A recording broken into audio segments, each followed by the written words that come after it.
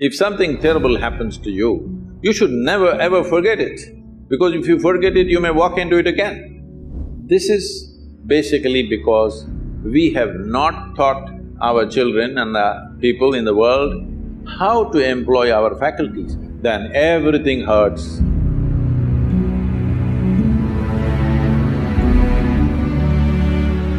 My next question to you, Sadhguru, is when something bad happens to somebody and we know that it's always on their conscience, they're thinking about it a lot of times, but eventually there comes a point where they are ready to let it go.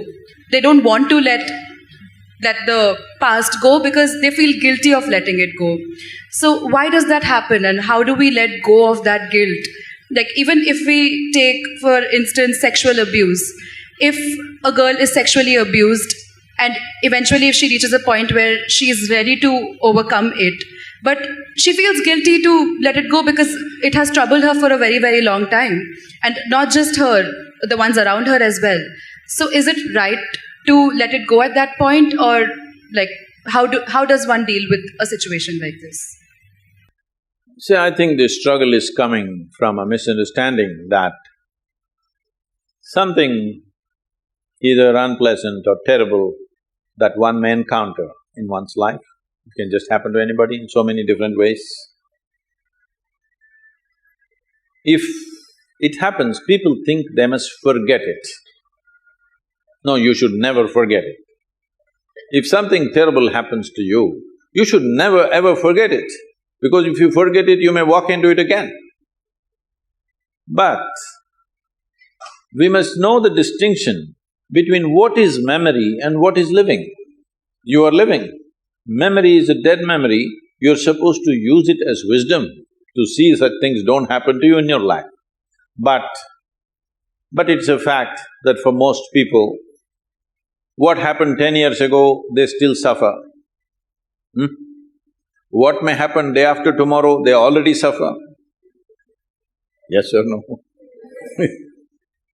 What happened 10 years ago or even 10 days ago does not exist right now, does it? Does it? No. What may happen day after tomorrow does not exist right now, does it? No. So you're suffering essentially something that does not exist.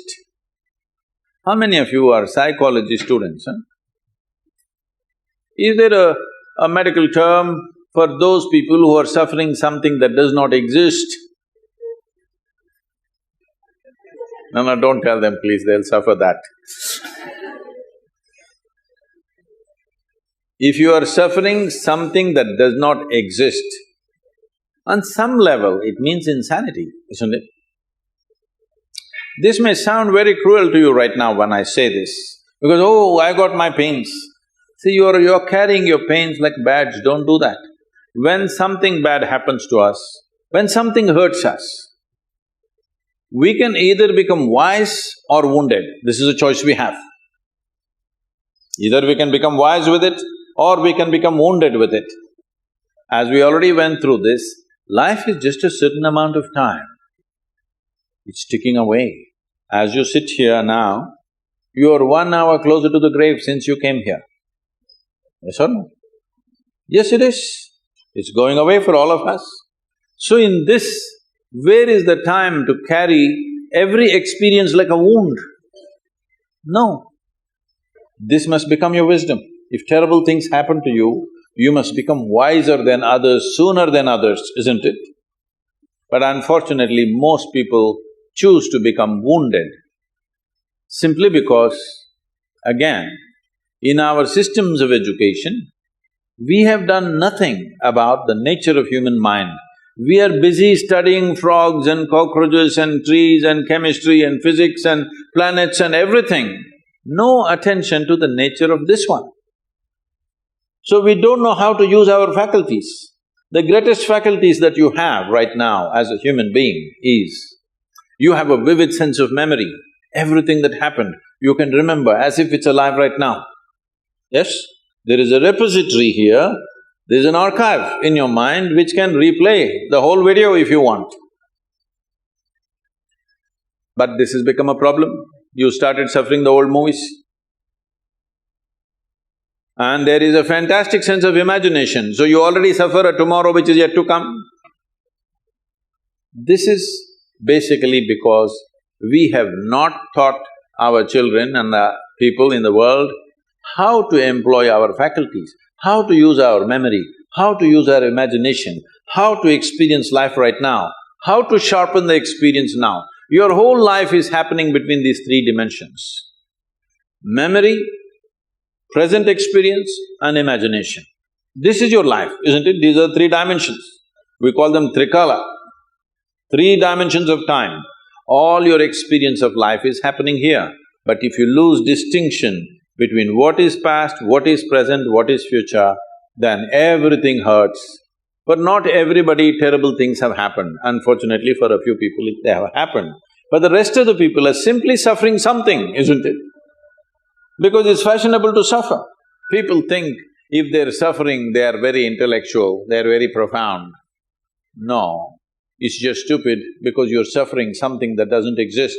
You're not suffering what's happening right now. You're suffering what happened yesterday and you're suffering something that may happen tomorrow already. So this madness has been encouraged simply because we never train people how to use their faculties. Do you agree with me that this human machine that you carry and I carry, this is the most sophisticated machine on the planet? Hello? Have you read the user's manual? User's manual, have you read? No. When are you going to read it? On the last day? If you get a phone, if you buy a phone, should you read the user's manual in the first 3 days or after 3 years when you're discarding the phone? Earliest, isn't it? Within the first day you must read, then only you can use this phone well. The same goes for this.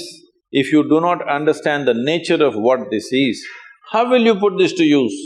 It is consuming you, your own intelligence is consuming you. You can call it stress, anxiety, pain, suffering, whatever. Essentially, your intelligence is turned against you, that's all the reality is. If your intelligence was working for you, taking instructions from you, you would keep yourself blissed out, wouldn't you? Hello? Your intelligence is turned against you. Why has your intelligence turned against you? That's what you need to look at, not about carrying these things that have happened which should not have happened as badges in our life. This may get a lot of women against me.